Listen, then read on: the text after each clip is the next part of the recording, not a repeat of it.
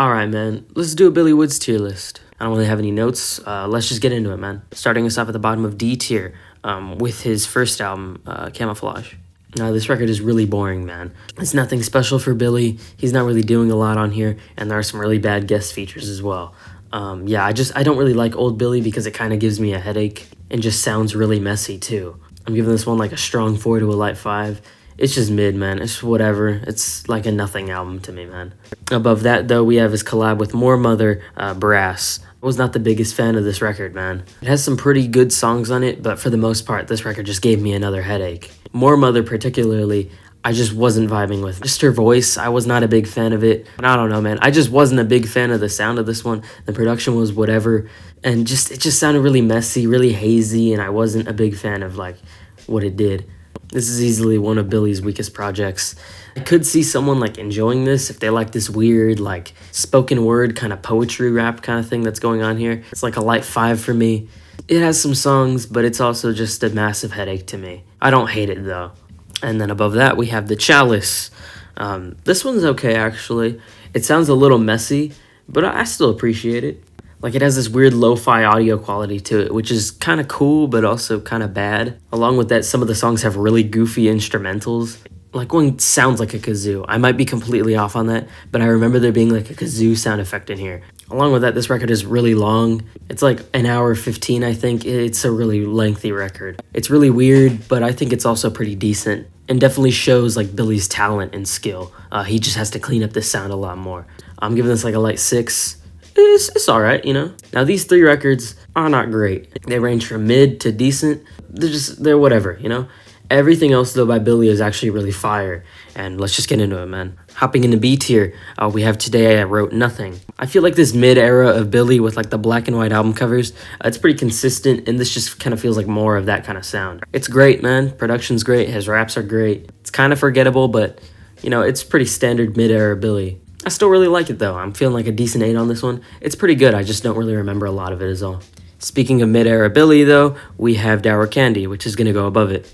This is more of the same, honestly. The middle part of this record, though, is really, really good. It kind of starts and ends a little weak, but like I said, that middle part is just really fire. This record is basically just more Today I Wrote Nothing. I'm feeling like a decent to strong 8 on this one. It's just pretty good. Don't really have a lot to say. And then this might go in A or B tier. It's Aethiopes. I'll put it in B tier for now. This was one of my first Billy albums. I think it was my second one because I listened to Maps first. But yeah, this record's really consistent. I love that dark, bouncy production. You also have some really great features from here, I'm pretty sure. You got LP on here, you got Boldy James. There's some really fun features. And Billy's just going off on this weird, dark, and just grimy production. I will say, though, it's a little forgettable. I really like this album when it's on, but when it's not, like, I just don't really remember a lot of it. Along with that, certain tracks aren't that pleasant to listen to because of their dark and very just, like, creepy production. This record sounds dirty, but yeah, it's still pretty great, though. I'm feeling like a strong 8 to a light 9 on this one. Like I said, this is between, like, A and B tier. Let's go into A tier, though. These 2 records are pretty close for me. I'll throw Church up there in A tier at the bottom. This record has some of the best production of any Billy album. It's really listenable and really fun. This was my favorite Billy project at one point. It's kind of grown off me though because I don't really remember a lot of it. I do really like it though. I think it's another banger from Billy. It's like a light 9 for me. I really enjoyed this one. And I could say the same about Terror Management, which is going to go above it. This record is pretty underrated in terms of Billy's catalog. I see a lot of people saying this is one of his weaker records. No, I actually really like this one. The production's really good. Billy's just going off, man. Super quick, super fun album. I love the features from Fielded. Like, dude, her singing is just, oof, it's so good. It's just a really great project, man. Just a little forgettable is all. I'm feeling like a light 9 on this one, maybe a light to decent 9. This one's pretty good, man. I feel like this one is also pretty close to Terror Management. It's Maps. I'll put it above it for now, but we'll see as we go on. I feel like this project's a little overrated. I saw some people saying like, oh, this is like the best rap album of 2023. I couldn't really see it. I couldn't really see this like up there. I still think it's pretty good, but like I feel like it's a little overrated, you know? It's still a really great record though. I love the production. It's very laid back for Billy. I feel like he's kind of comfortable here. I feel like it's a very homey sounding album, you know? I feel like if you want to get into Billy Woods, this is definitely the perfect place to start because it's probably his most accessible record. I really like this one. I'm feeling like a light to decent 9 on it. It's pretty good, man. He collabs with Kenny Siegel better though on another project, which I'll get to, but let's keep going. Above Maps, we have Known Unknowns. And boy, I love this record, man. It's so good. The production is fantastic, and Billy is just going off. But what absolutely kills me is the frickin' record scratches, man. Seriously, this, like, the record, oh my god, you'll just get one of the biggest bangers by Billy, and then it'll just go, you'll get a bunch of record scratches. And, like, you never see that anymore in, like, rap music. And I love it. It's just so good. It's so grimy. It's that perfect mid-era Billy sound, and it just works so well here, man. This is one of my favorite records from him, man. Easily. I'm feeling like a decent 9 on this one. Maybe like a light to decent 9. We'll see, though. Yeah, this record's just so good, man. And then above that, we have Hiding Places. Now, I actually re-listened to this one, like, this week, and I was absolutely blown away. At first, I had this one in, like, C tier. I did not like it that much. I thought it was a little messy sounding, but on re-listen, oh my god, it just grew on me so hard. This feels like the perfect mix of, like, mid-era Billy, as well as, like, that Aethiop sound. It's really dark, really grimy, very punchy. This record sounds like the cover. It's very broken sounding. It's very dark.